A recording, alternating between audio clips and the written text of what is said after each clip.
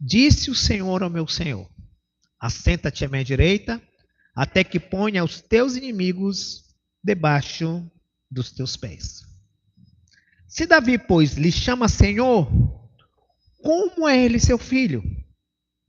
E ninguém podia responder palavra, nem ousou alguém, a partir daquele dia, fazer-lhe perguntas. Amém? Nós terminamos hoje esses momentos de mesa redonda que Jesus passou, pela forma como ele foi acuado por diferentes grupos religiosos ao longo desses poucos dias que antecederam a sua crucificação. Os últimos sermões que têm tomado os nossos meses, eles estão compreendidos e se compreenderão em uma semana, praticamente 5 dias, do domingo em que Jesus entrou na cidade de Jerusalém e foi aclamado como rei, até a sexta-feira. Então, os irmãos, hoje é domingo, os irmãos devem lembrar que parece que o último domingo foi muito rápido que passou. Não temos essa impressão? Estávamos ceando aqui. E a sexta que vem não vai demorar muito a chegar. Foi nesse espaço de tempo em que esses eventos dos últimos sermões e dos próximos sermões têm se passado. E esse foi o momento em que Jesus recebeu uma série de questionamentos de diferentes grupos, de forma a tentarem surpreendê-lo em algum problema que afastasse as multidões, a percepção da multidão deles em relação a ser um mestre, a ser um rabi. Nós falamos, salvo engano, no último domingo, não sei se foi no último domingo, que a comunidade de Israel é uma comunidade focada e pensada a partir não da poimênica, não de uma relação pastoral, não sei se foi aqui ou se foi outra igreja que eu preguei, mas que essa relação daquela comunidade com a religião não era baseada em relacionamentos pessoais. Eles não tinham pastores, eles não tinham pessoas que os aconselhavam, que os visitavam no momento do luto, eles não tinham relacionamentos. A religiosidade na época de Israel, na época de Jesus, era baseada em conhecimento. Que tipo de conhecimento? Eram doutores, eram mestres, os doutores eram os escribas, os fariseus eram os principais que organizavam a liturgia e os sacrifícios e estavam em conexão com os sacerdotes. E marginalmente você tinha uns grupos chamados essênios e tinha uns grupos chamados saduceus, e grupos herodianos que circulavam ali com teses e teorias, mas o grupo principal era os fariseus. O povo não tinha um relacionamento, de fato, com a religiosidade através de um homem que pudesse estar sendo um pastor no meio deles. E esse tipo de relação é talvez o que melhor explique como esses últimos momentos que antecedem o grande último discurso de Jesus, do capítulo 23, como é com esse tipo de confrontação que Jesus irá experimentar antes de se revelar quem é. Ele vai enfrentar as pessoas que o povo perdeu a conexão. O povo não tem conexão com os religiosos. O povo não tem conexão porque esses religiosos não têm empatia, eles não têm compaixão, eles não têm misericórdia. O que eles têm é medo, o que eles impõem é pavor, acerca de um Deus que iria castigá-los se não obedecessem à lei que eles interpretavam do jeito que eles interpretavam. Então, para nós que temos acompanhado os últimos sermões, podemos ter a impressão de que eles falam um pouco conosco, de que eles nos transmitem poucas verdades, que eles aperreiam o pastor nas aplicações. Porque nós vivemos uma experiência de fé, graças a Deus, absolutamente diferente do que aquelas pessoas viviam. Nós vivemos a proximidade do discurso, a paixão do pregador, a relação pessoal de amizade com aquele que ensina, com aquele que prega. Então, nós não conseguimos compreender esse distanciamento de uma religião que é liderada por doutores, por mestres, por escribas, por fariseus, cuja relação é impor a sua visão de mundo, a sua visão das escrituras e pronto. Então, por isso, a gente talvez tenha dificuldade de se conectar com o capítulo 22 e talvez se conectar um pouco mais com o capítulo 23, mas o que está acontecendo é justamente a apresentação de um Jesus que conhece as escrituras em confronto com os homens que manipulavam o povo por meio das suas interpretações das escrituras. Nos encontramos com a pergunta sobre a ressurreição, nos confrontamos com a pergunta sobre o tributo, nos confrontamos com a pergunta sobre os grandes mandamentos e vimos no último domingo que é bem diferente do que a gente imaginava, essa questão dos grandes mandamentos, mas agora Jesus assume a posição de indagador. É Jesus que se transforma em inquisidor.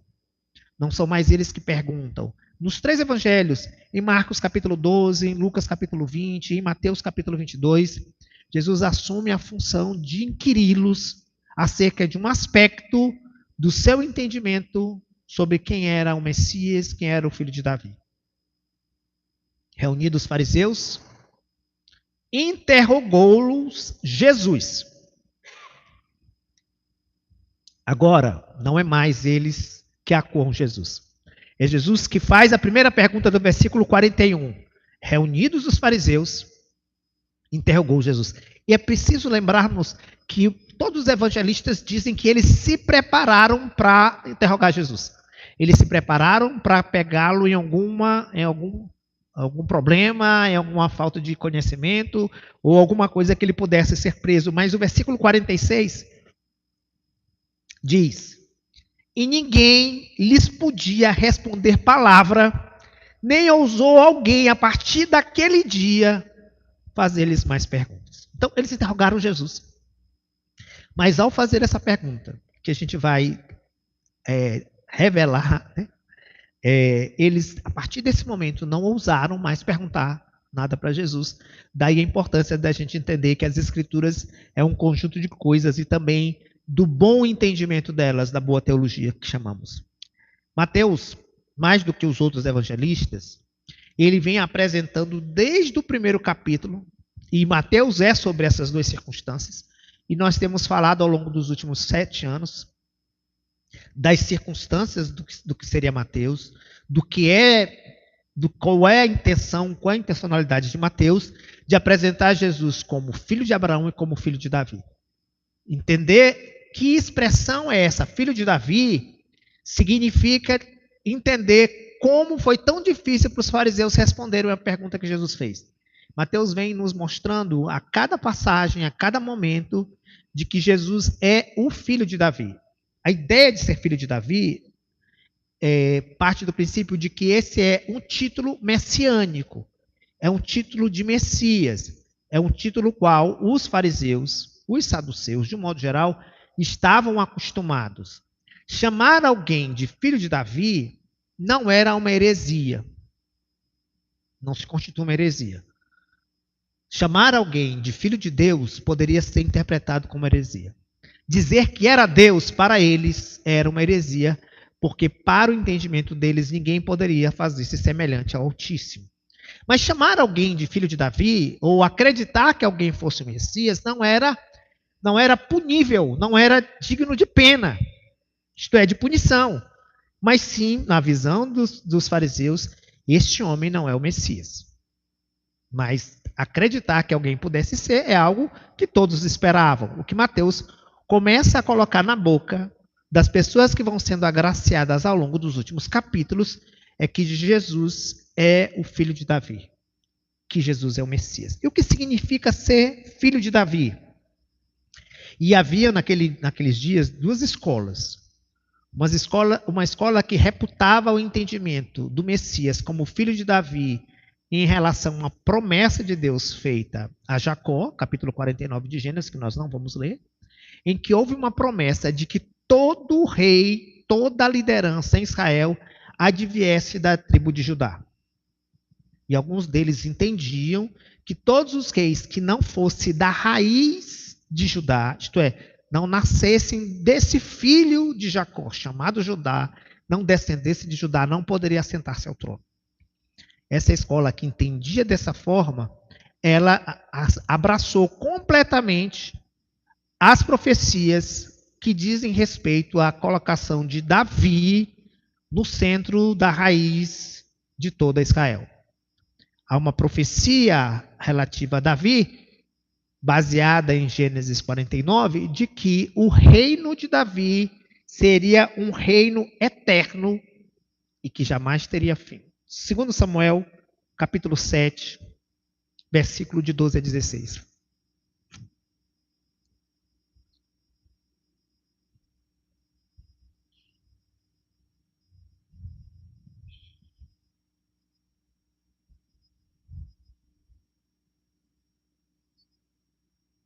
Tudo bem?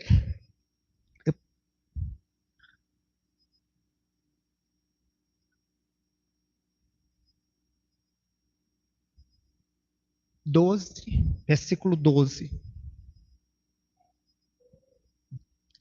7, 12 a 16. Vamos começar pelo 12. Quando teus dias se cumprires e descansares com teus pais, eu farei levantar depois de ti o teu descendente, que procederá de ti, e estabelecerei o seu reino. Versículo 13. Este edificará uma casa ao meu nome, eu estabelecerei para sempre o trono do seu reino. Até aí. Essa promessa que antecede os acontecimentos da vida de Davi é uma promessa de que Davi levantaria a casa do Senhor e que os descendentes de Davi, um após outro, teriam um reino para sempre pela vontade de Deus. Então, somente os descendentes de Davi seriam legitimados a permanecerem sobre o trono de Israel. Salmo 132, versículo 17.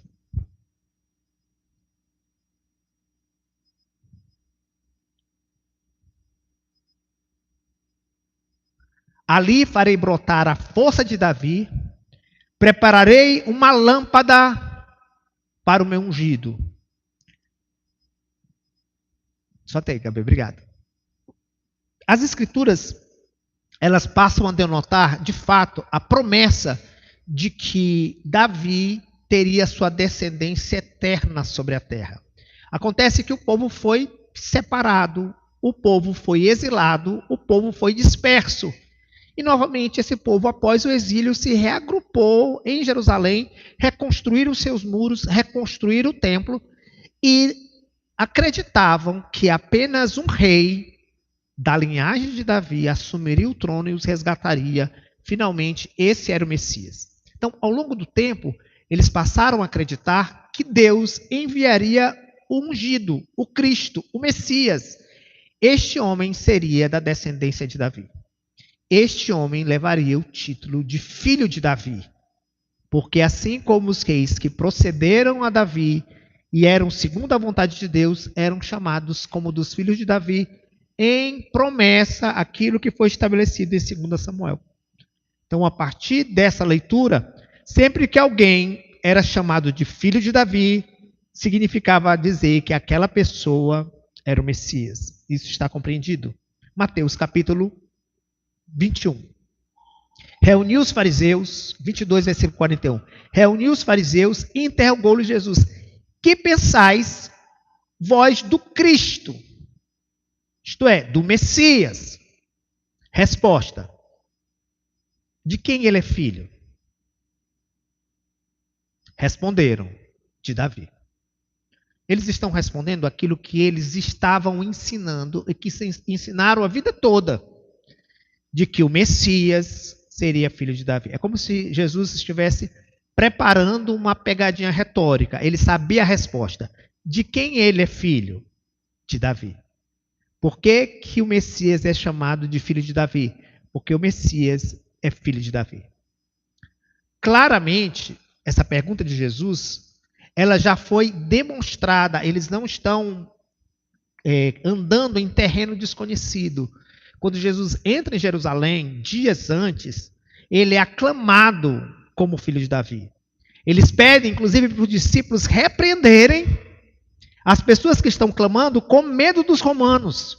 Que se ele fosse chamado de filho de Davi, os romanos poderiam considerar que o rei Davi seria sucedido agora por um rei forte que finalmente destruiria a opressão do maligno. Os fariseus não são meninos inocentes em relação ao que está acontecendo aqui. Eles sabem que Jesus está se referindo a si mesmo. Eles sabem que Jesus está falando de si e que ele já foi aclamado pela multidão como filho de Davi, e os testemunhos que eles ouviram na trajetória do ministério de Jesus, até desde quando ele estava em Cafarnaum, mas principalmente quando ele chega em Jericó, próximo a Jerusalém, os cegos que o clamam, os homens que chamam por ele, as mulheres que clamam como filho de Davi e a multidão que o aclama como filho de Davi em Jerusalém, é notório a essas pessoas que estão conversando com ele. Ele é o filho de Davi. Mateus, assim como Marcos e Lucas, mas Mateus mais do que os outros, ele vai nos trazer ao clímax daquilo que ele mesmo dissera, só que ele quer dizer mais. Isto é, pense em alguém que passa o tempo todo, se não dizer a vida toda, tentando nos convencer de algo, e quando finalmente ele consegue nos convencer, ele diz, mas não era isso que eu queria dizer.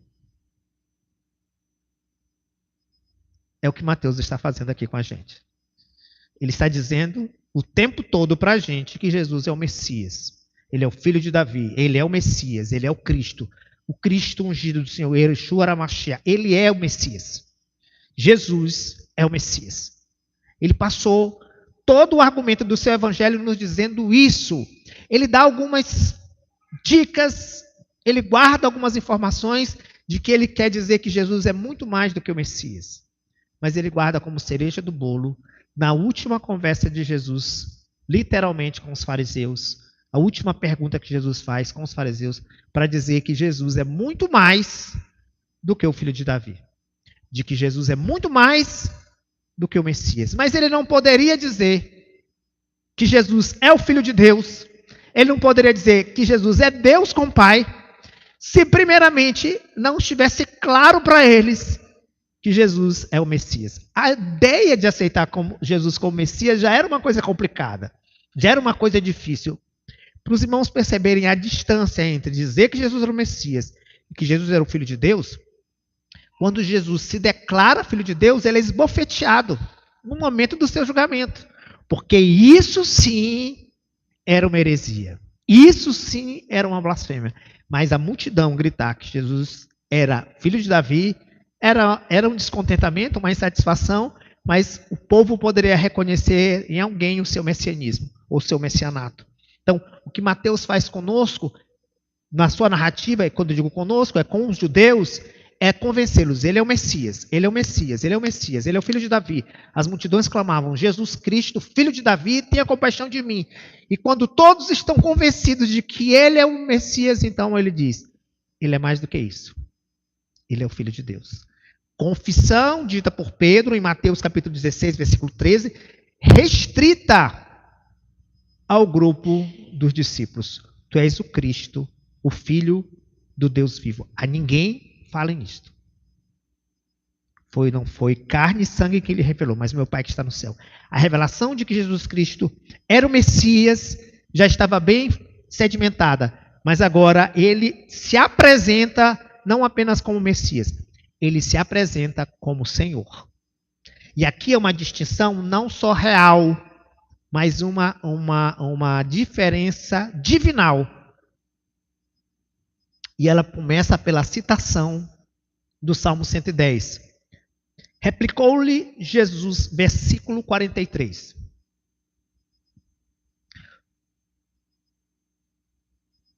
Pois como Davi, pelo Espírito, chama-lhe Senhor, dizendo, diz o Senhor ao meu Senhor. Agora, eu vou abrir um parênteses para uma coisa bem atual e que os irmãos têm acompanhado de um modo geral.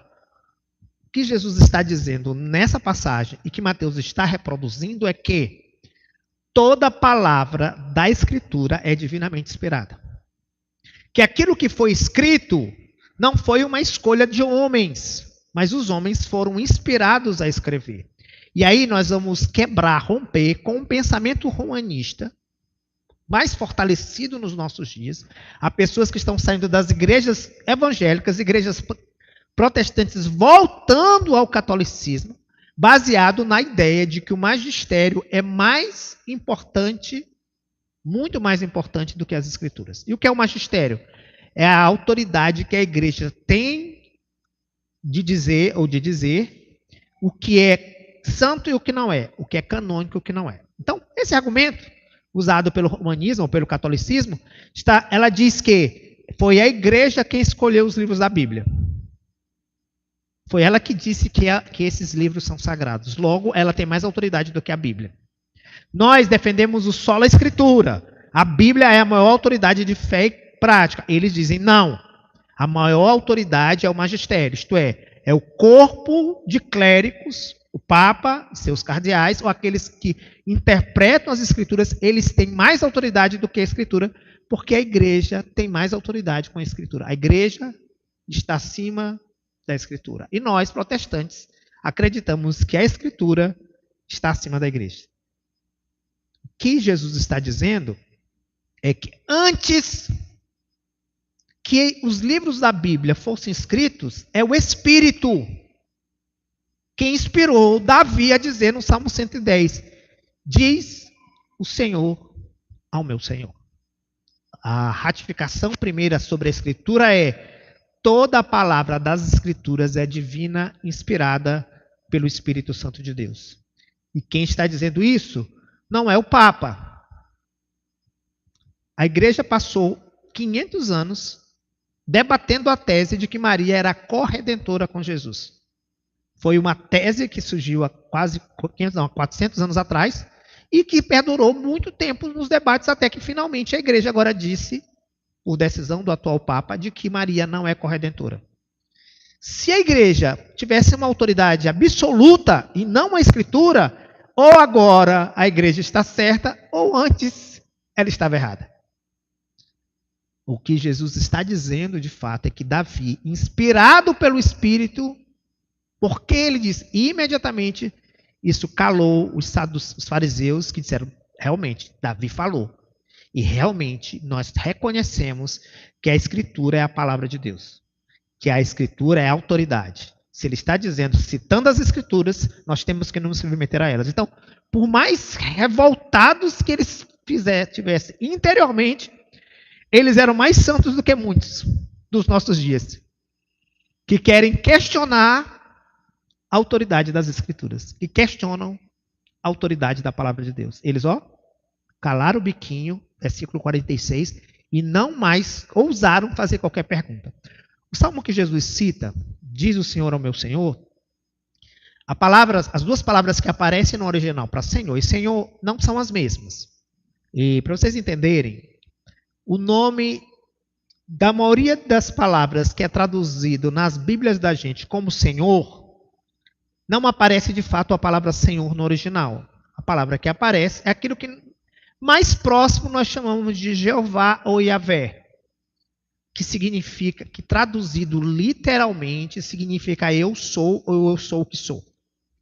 Então, a maior parte, que foi assim como Deus se apresentou pela primeira vez, quando falou com Moisés, ele perguntou, a quem apresentarei? Ele diz, eu sou o que sou, e assim você falará de mim ao faraó, ao Egito. O eu sou te enviou. Então, a palavra que comumente na nossa Bíblia, no Antigo Testamento, é traduzido por Senhor, no original tem um tetragrama, 4 letrinhas em hebraico, que traduzidos normalmente a gente translitera por Yahvé, ou Yavá, ou Jeová. Aportuguesadamente falando é Jeová. Em outras passagens, isso é o nome de Deus.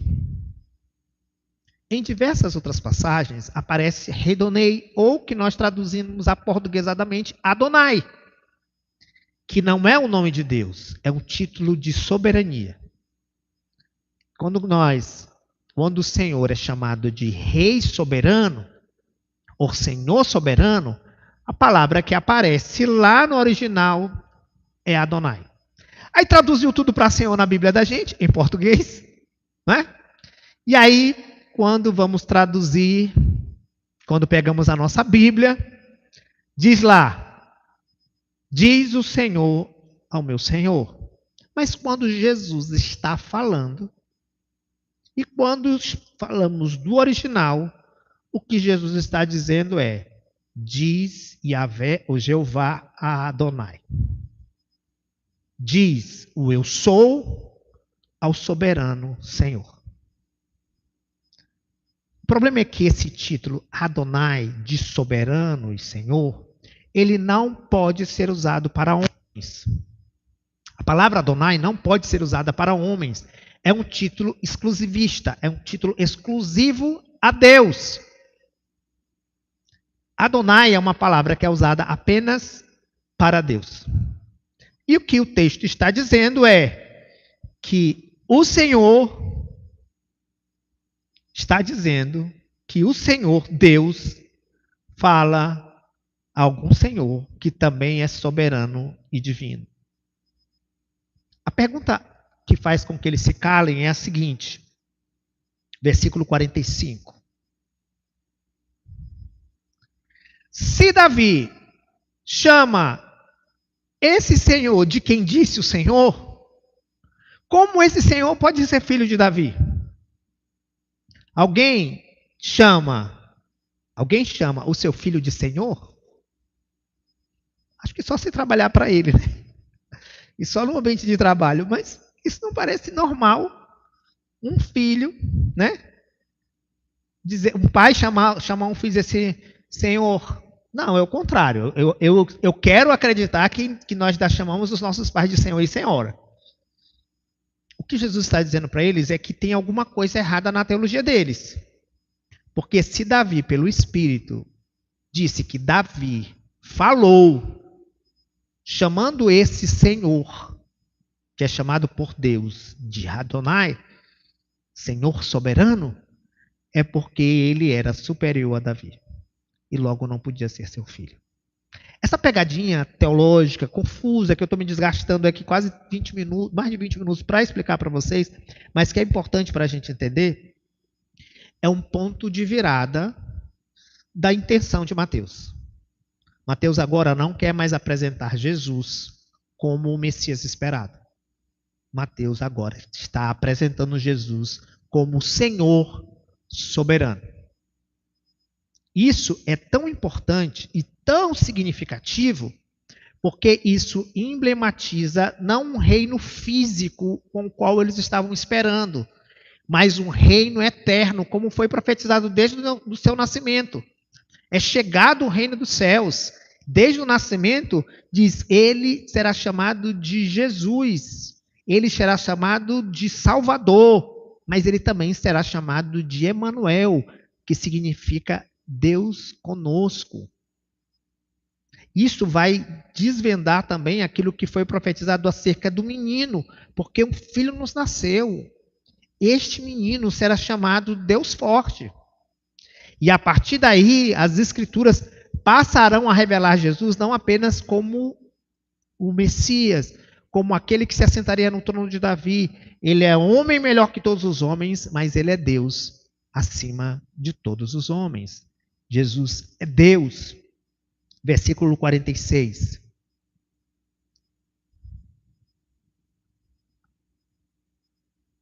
Se Davi, e ninguém lhe podia responder a palavra, nem alguém ousou a perguntar qualquer coisa, ou fazer qualquer pergunta a partir dali.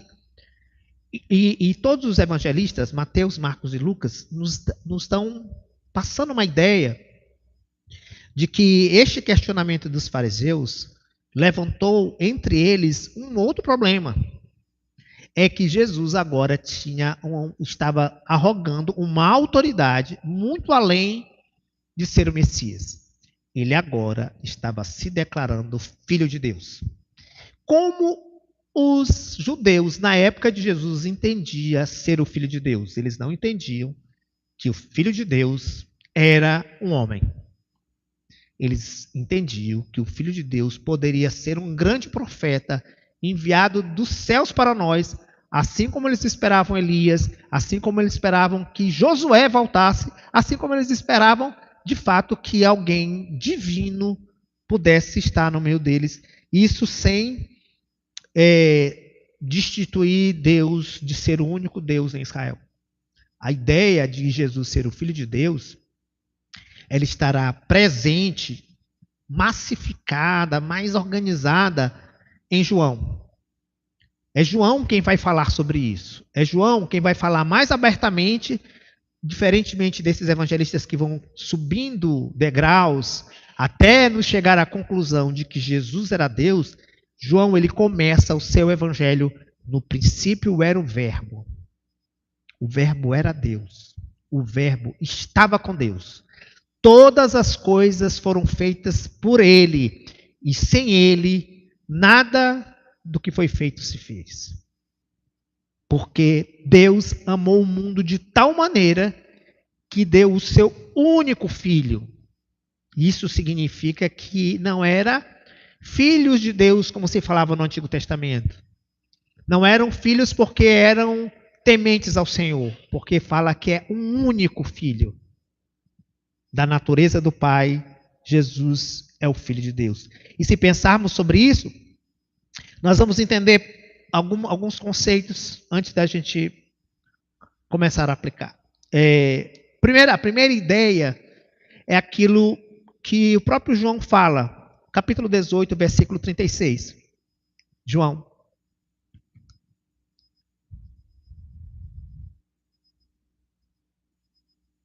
O meu reino não é deste mundo.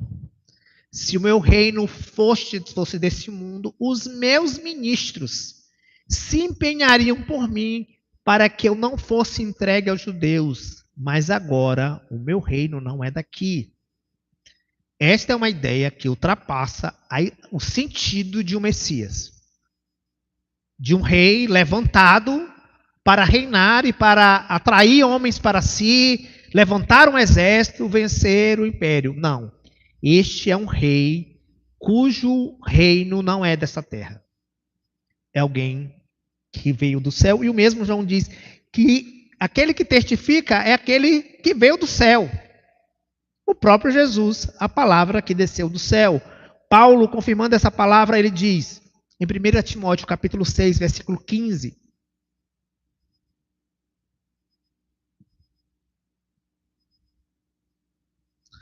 a qual, em suas épocas determinadas, há de ser revelada pelo bendito e o único soberano, o Rei dos reis e Senhor dos senhores. Quando Paulo está falando sobre isso, a expressão Rei dos reis e Senhor dos senhores, ela vai ser repetida depois por João na revelação de Apocalipse. Mas Paulo é a primeira pessoa que usa a expressão Rei dos reis dos senhores como um único soberano. Significa que Cristo vai além de um rei que assenta-se sobre um trono físico. Ele é constituído como um rei soberano dos céus e da terra, e ele é o único soberano. Deus, o Pai eterno, reina sobre nós por meio do seu Filho. É Cristo que recebe o título de rei, mais do que isso, de Senhor dos senhores. E aqui a linguagem é interessante de falar. A palavra que aparece para Senhor, Kyrios, é um título real. Mais do que isso, é um título imperial. Essa palavra, comumente, ela dizer esta palavra em relação a Jesus significava aí ser preso, perder as propriedades e, se não se retratasse, ser morto, ser martirizado, até dizer que Jesus não era o Senhor, que o Senhor era o imperador. Para o imperador, o título de rei e senhor soberano era de tal monta que dizer que outra pessoa, que não o imperador, era senhor, significava a morte. Por isso, uma saudação muito comum entre os cristãos daquela época era Cristo é o Senhor. Quando a igreja começou a se esconder, perseguida, em cadeias, em catacumbas, nos subterrâneos, uma expressão comum que eles utilizavam era Cristo é o Senhor. Jesus é o Senhor. E eles guardavam nas inscrições, nas cavernas onde eles se escondiam, um formato de peixe. E a palavra peixe, eles faziam um desenho do peixe, e as iniciais da palavra peixe, ictius, significava exatamente isso, Jesus Cristo, Rei, Filho de Deus soberano. E a ideia era que Jesus Cristo era o único Deus e Rei soberano. Quando nós cantamos o hino, né, para que todo aquele... porque sobre... todo joelho se dobrará. Ajuda para mim, Gabi, que eu não vou lembrar do versículo dele. Filipenses, capítulo 2, versículo 5. A gente vai ler até o 11. Tendo em vós o mesmo sentimento que houve também em Cristo Jesus. Pois ele, subsistindo em forma de Deus, olha, Senhor ao meu Senhor. Diz Yahvé a Adonai. Não julgou como usurpação ser igual a Deus. Ele era Deus, mas não usurpou dessa posição para continuar no céu. Essa é a ideia do texto, viu, gente? A ideia não é que ele era Deus e não era Deus. Ele, como Deus, não usou dessa condição de Deus para continuar como Deus. Ele tinha um propósito, mas não usou para subjugar os outros, nem para usurpar o rompimento do seu propósito. Antes, a si mesmo se esvaziou, assumiu a forma de servo do Lós, tornando-se em semelhança de homens, e foi reconhecido em figura humana, o Messias. A si mesmo se humilhou, tornando-se obediente até a morte, e morte de cruz, com qual propósito? Pelo que também Deus o exaltou sobremaneira, e lhe deu um nome que está acima de todo nome, para que ao nome de Jesus se dobre todo joelho, nos céus e na terra e debaixo da terra. E toda língua confesse que Jesus Cristo é o Senhor, para a glória de Deus Pai. Por isso a gente cantou, todo joelho se dobrará, toda língua confessará que Jesus Cristo é o Senhor. A ideia não é que Deus, o Pai, é diminuído por Cristo se tornar soberano. Homens enciumados são diferentes. Na história da humanidade, irmãos mataram irmãos para que não assumisse o trono. Pais mataram filhos para que eles não usurpassem seu trono. Filhos mataram os pais para que esses pais deixassem o trono. Nas próprias escrituras nós temos a história de Absalão. Aqui não. Cristo se tornar soberano sobre tudo e sobre todos. É glória ao Pai. Aqueles ruselitas ou testemunho de Jeová que brigam. Não, nós não podemos considerar Jesus especial, Jesus Deus, ou Jesus Senhor, ou Jesus soberano. Ele tem que ser um deusinho, ele tem que ser um profetinha, ele tem que ser um Messias, alguma coisa. Ele não pode ser Senhor, ele não pode ser soberano porque Deus só existe um. Eles não entenderam as Escrituras. Eu glorifico o Pai, fazendo a sua vontade. A minha vida eu a dou. E o Pai me exalta soberanamente, sobremaneiramente, acima de tudo, acima de todas as coisas. E Ele é glorificado quando eu sou exaltado. Quando nós louvamos a Jesus, quando nós cantamos a Jesus, quando nós reconhecemos o senhorio de Jesus, quando nós testemunhamos de Jesus, quando falamos de Jesus, nós estamos glorificando a Deus Pai. E essa é realmente uma relação estranha para os homens, que imaginam que somos diminuídos quando alguém é exaltado. Mas na relação filial do pai e do filho, o pai é glorificado na exaltação do filho. Colossenses, capítulo 2, capítulo 1, versículo 15, vai nos revelar essa relação que eles têm antes de todas as coisas. Diz que Jesus é a imagem do Deus invisível. Ele é o primogênito de toda a criação. E isso, volta, por favor, Gabi. Estamos no tempo aqui, Gabi, estou com o cronômetro aqui. Ele é a imagem do Deus invisível. Significa dizer que o Deus que nunca foi visto. Porque nenhum homem pode olhar a Deus e permanecer vivo. Ele se fez carne e nós olhamos para ele e vimos a glória do unigênito do Pai. E ele é a imagem do Deus que não podíamos ver, porque ele habitou entre nós e andou entre nós. Mas ele é o primogênito de toda a criação. E isso não significa dizer que ele foi o primeiro a ser criado. É no versículo seguinte que nós vamos entender isso. Mas sim que ele é o primeiro. Ele é quem cria, ele é quem está presente. Na teologia reformada, nós temos uma expressão para isso. Nós dissemos que ele é a eterna geração do Pai.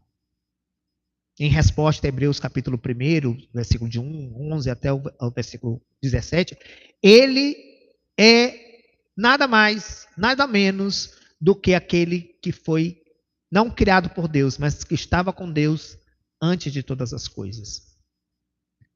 primogênito de toda a criação. Por quê? Versículo 16.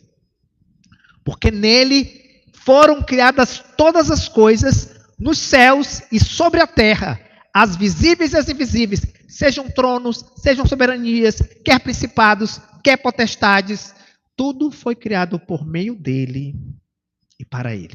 Isto é, tudo que foi criado, Deus, o Pai, nele, por meio dele, sem ele nada do que foi feito se fez. Todas as coisas foram criadas para Jesus, que andou entre nós, que é nosso Senhor.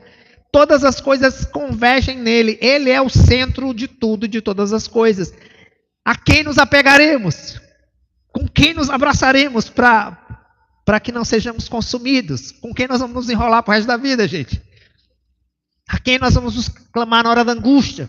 A quem nós vamos confiar, mesmo quando nós pecarmos? Quem pode nos curar? Quem pode nos salvar? Quem pode nos perdoar? Quem pode fazer frente entre nós e Deus e a ira do Senhor? O Filho de Deus. Aquele a quem o Senhor chama de Senhor. Amém? Vamos ler as aplicações agora, Gabi.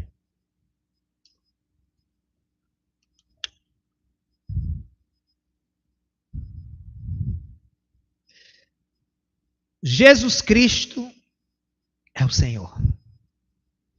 De que forma isso é real para nós? Teologicamente, biblicamente, beleza. Mas de que forma isso deve ser real para nós? O quanto Cristo é pessoal para nós. O quanto temos um relacionamento com Ele de verdade. Que Ele é gracioso, sabemos. Em que medida experimentamos essa verdade? Estamos apegados a Ele por meio da fé? O quanto Ele é realmente precioso para a nossa vida? O quanto sentimos que é impossível viver sem Ele? Já é para vocês? Alguém aqui já consegue viver sem um relacionamento? Ou está vivendo sem um relacionamento pessoal, diário? Perigoso. Em que pese a nossa condição religiosa, podemos descansar nele como Redentor e Salvador. Sentimos-nos protegidos, tendo Ele como pastor. Podemos confiar nele como um verdadeiro amigo? Hein, irmãos? Nosso Redentor, nosso amigo, nosso Salvador, nosso pastor. Amém. Acreditemos em suas obras. Até que ponto acreditamos no poder das obras de Cristo sobre nós e sobre as nossas vidas? Até que ponto acreditamos realmente na realidade de nossa salvação, de nossa redenção? O que pensamos de sua vida e o que pensamos de sua morte por nós na cruz? O que pensamos de sua ressurreição, ascensão, intercessão por nós à direita de Deus? Eu me empolguei, Jesus, fazendo as perguntas, eu fiz algumas também. Mas isso é fato, porque são perguntas que nós precisamos. Nós confiamos mesmo diante do pecado, dos nossos, da prova, da tribulação, dos perrengues, de que Ele morreu, ressuscitou, de que Ele nos mantém, de que Ele intercede por nós. Última aplicação. Jesus Cristo é o centro de tudo. Após essa aplicação, nós já vamos louvar o Senhor. Vamos ficar em pé?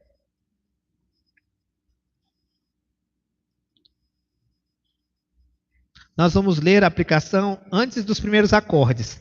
Mas o Ministério de Louvor já pode estar aqui.